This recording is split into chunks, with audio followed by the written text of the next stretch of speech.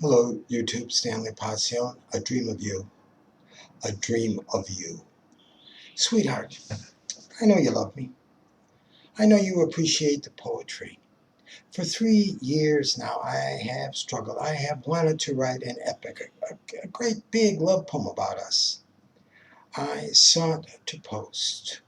I sought to post. The way this thing of ours went, how it went right from the start, all banners unfurled, how time marshals forces, though we go about our daily business, and children are born, and as they grow up, believe fervently that they are meant for one thing, later to discover underneath it all a new world order sweeps away the old.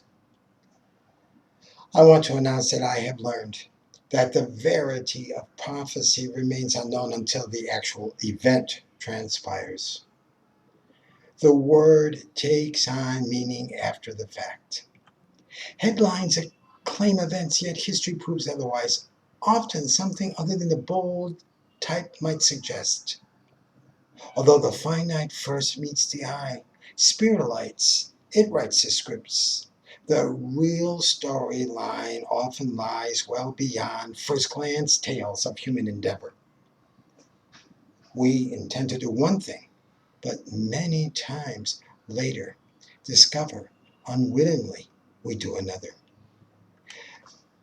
Today I write, declare the moment. Yes, I say that is the way it actually had happened. Now consider, I dedicate this verse to you, yet allow, if you please, that it records events prior to our acquaintance, circumstance, which had occurred years before we met, years before either of us heard each other's name. Where do I get the nerve? The actual gall of me, hey? I affirm that this poem tells a part of our story which antecedes your birth, the folly of it. I include you in a physical geography, in a place on this planet you had not experienced, an earth whereupon your feet had never trod. Yes, darling, I have seen you before. Yes, once upon a time and so long ago. This narrative propels me, no choice. I do what destiny would have me do. I found these words. I had inked them once on lined yellow perforated sheet.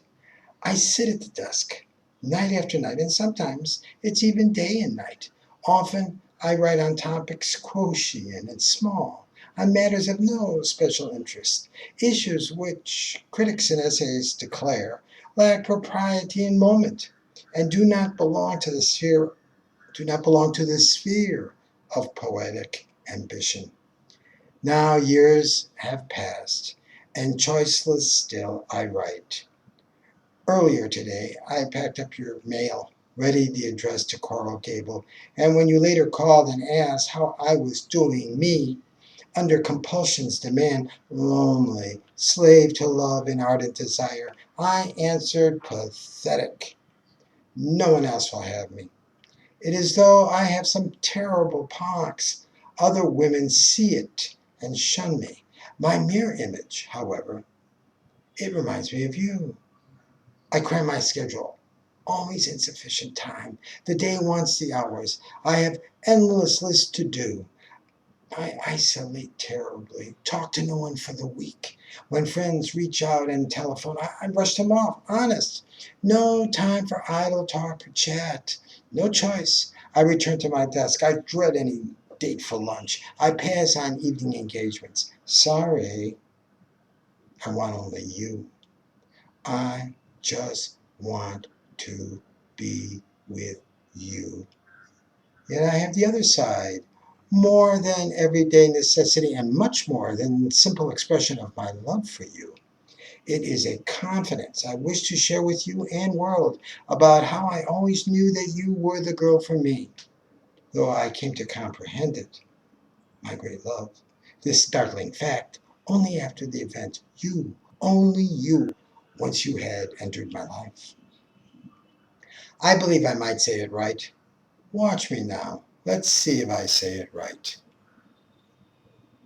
I remember Central Avenue, Phoenix, Arizona, Danny's store packed with Native American silver, bracelets, necklaces, and rings properly displayed on racks and trays locked within showcases, and on clear shelves, velvet pads, the array of colors, turquoise, coral, black onyx, and mother of pearl, abalone, agates mined and cut to display their fire.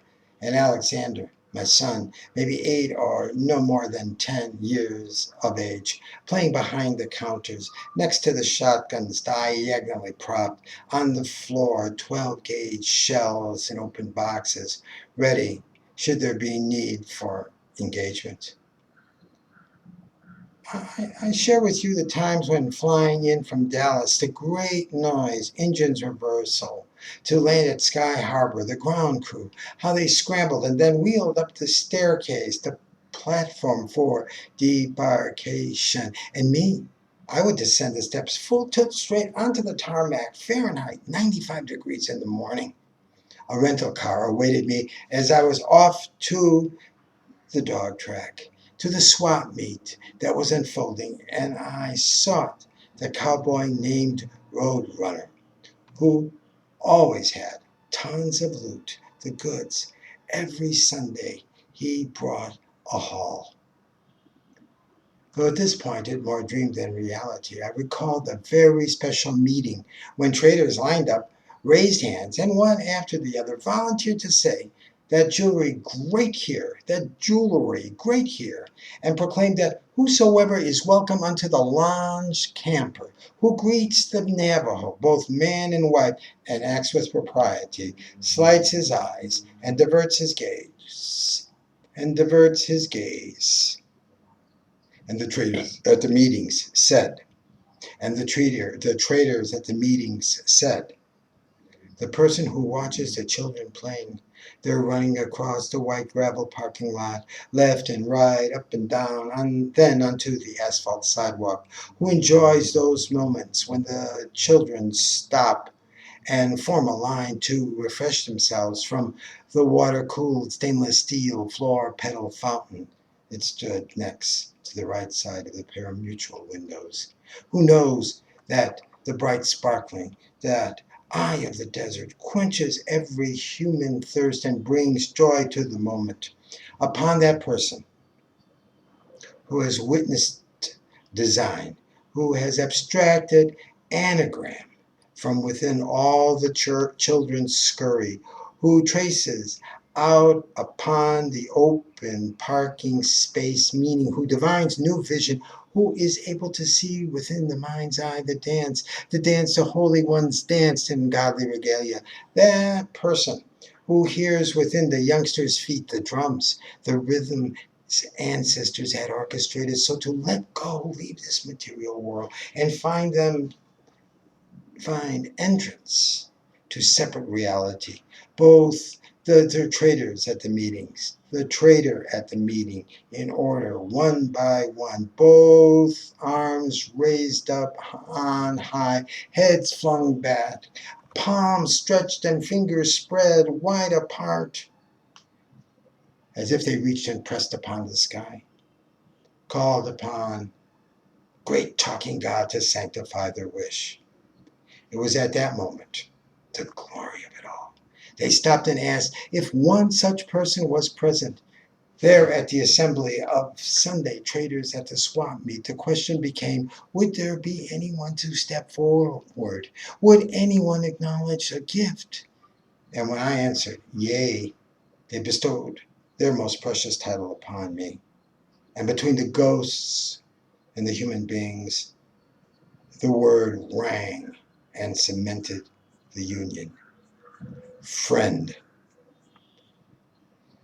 Later that Sunday morning, I felt good magic when a child ran up behind me. He quickly then touched the back of my hand. At noon, at noon, I met a Mexican friend up on South Mountain.